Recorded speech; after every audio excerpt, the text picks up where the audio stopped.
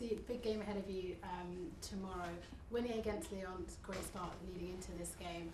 I want to ask how training has been. We obviously worked over the training session earlier on in terms of any injuries we need to be aware of, anything ahead of the game tomorrow.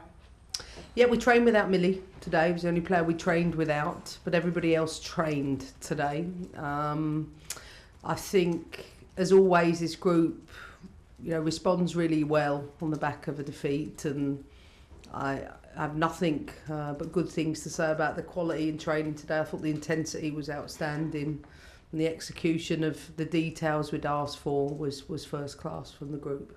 Is tomorrow going to be too soon for Millie, or what's the injury? Oh, we've got time until tomorrow, so we're just maximising as much time as we can, but she wasn't in training today. Okay, lovely, thank you. And ahead of the game for tomorrow, obviously Lyon, well known to be one of the best teams in the world, have won this cup on many, many occasions. So it's going to be a very tough game against them. How do you think Chelsea can edge that win, make it all the way to another final, hopefully? We have to have the right mentality to begin with, and we have to be brave.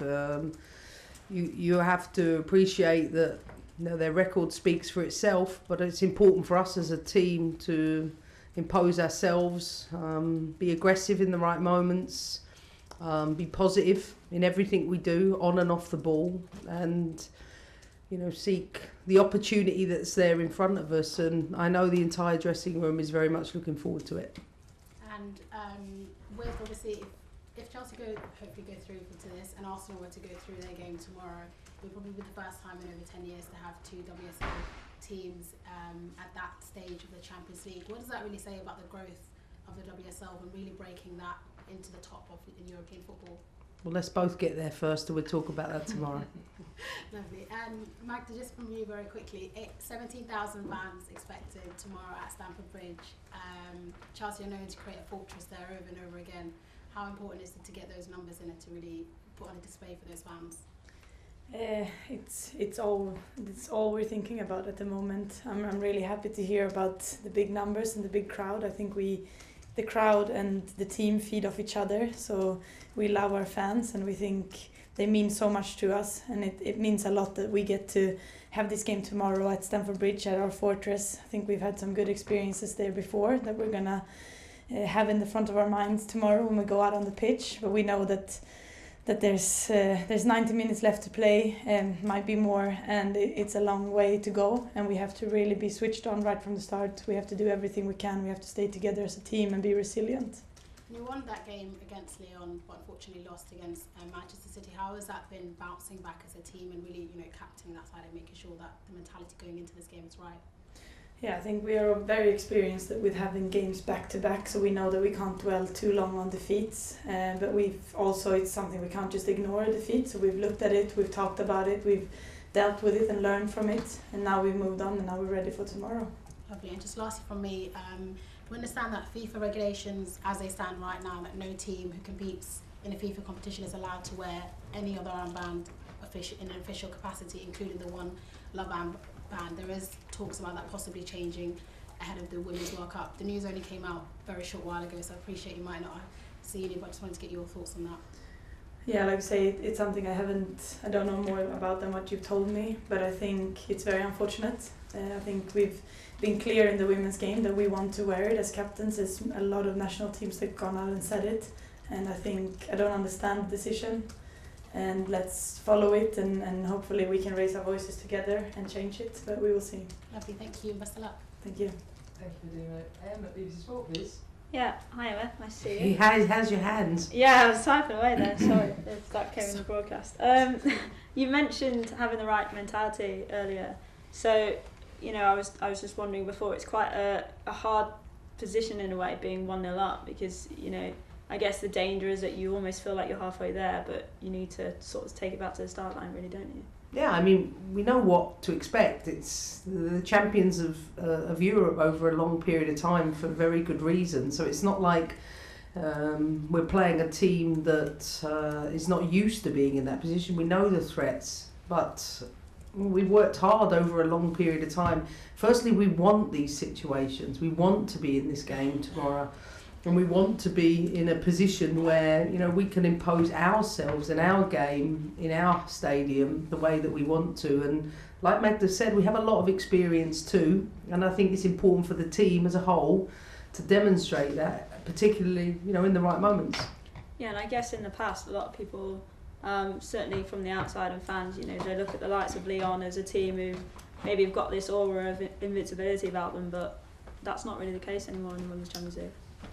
Listen, across the professional game in general, it doesn't matter domestic or European, there's much more parity across the board. I think this year more than ever, domestically and in the Champions League, and this is something we've all wanted for the game, so it's a good sign for the game.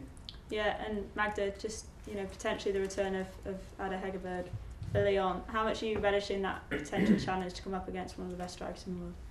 Yeah, I mean, I'm here for it. I think it's going to be a great challenge. I think we play, like Emma said as well, domestically we play almost on a weekly basis. We play against some of the best strikers in the world, so I think we're prepared for it as a team. I think we're prepared for it, but we just have to also go out and do it. It's all, we can sit here and talk about it, but we have to show it on the pitch and just do it, and yeah, show the Chelsea mentality that we know we have in our group, and that's all about doing things together. So that's what I want to see tomorrow. Best of luck. Thank you. Thank you. Mace, please. Hi Emma, how are you? This season, if you're going to achieve what you want to achieve, you pretty much need to win now every single game in every competition. Mentally, how tough is that to go into every game knowing you've got to win? It's the aim. I mean, it's that. Magda's laughing because she knows that's what we live for in our environment. We want to be in the positions we're competing. The flip side is I don't want to be sitting at home watching this game from a team outside of it, or I want to be sitting in a position where we can't compete to win the league or the FA Cup, etc. We are exactly where we want to be. And in terms of, I mean, you've taken Chelsea to a Champions League final before, because that night it didn't go for you the way you wanted it to. Is that always a spur when you come to this competition that you want to get back there and maybe right or wrong? Sure. Yeah, I want to be in the biggest game, so there's no doubt that's a motivation for me, but my motivation isn't led by one single thing. To be the very best at something, like Magda says, you can't just talk about it. You have to do it every day on the training pitch in every game. And my challenge to the team tomorrow is demonstrate it. Demonstrate everything that you have worked so hard to put this club in a position. And you've been asked about the opposition and the great strikers they have. You've got one of the best strikers in the world in Sam Kerr. Is there any extra pressure on her tomorrow? Listen, it's a team game. It's not about Sam Kerr or any other player. It's a team game. It's about the team as a whole, both sides of the ball, doing exactly what we want them to do in terms of executing the game plan and delivering that in hard moments as well as obviously good moments. Magda, how do you approach a game whereby 2 results get you through, a win or a draw? I mean, do you just go into it going, I want to win, or in the back of your mind, you don't want to start off playing safe and then have to then go up a gear during the game? No, I mean, we approach the game from how Emma and Denise wants us to play, and we will do that. And I think we can't have a result in the back of our mind. It's our behaviours that matter. So it's about being aggressive, being on the front foot, being together when we play. The results will come naturally if we have the right behaviours. So we're focused more on our game plan and what we're meant to do out there. And finally, I don't mean this to come across as a stupid question, but you played in so many big games, but are you still nervous ahead of a quarter-final like tomorrow? I'm always nervous actually before I play a game. Really? I like that nervous because it gets me on edge and it keeps me focused. So, like you said, the pressure is on our team to win every single game, which means even if we're going to Reading away in an FA Cup or we're playing tomorrow at Stamford Bridge, there's pressure on us to win every single game. So that nerve is always there, but I like it. It keeps me on edge. Good luck tomorrow, both of you. Thank you.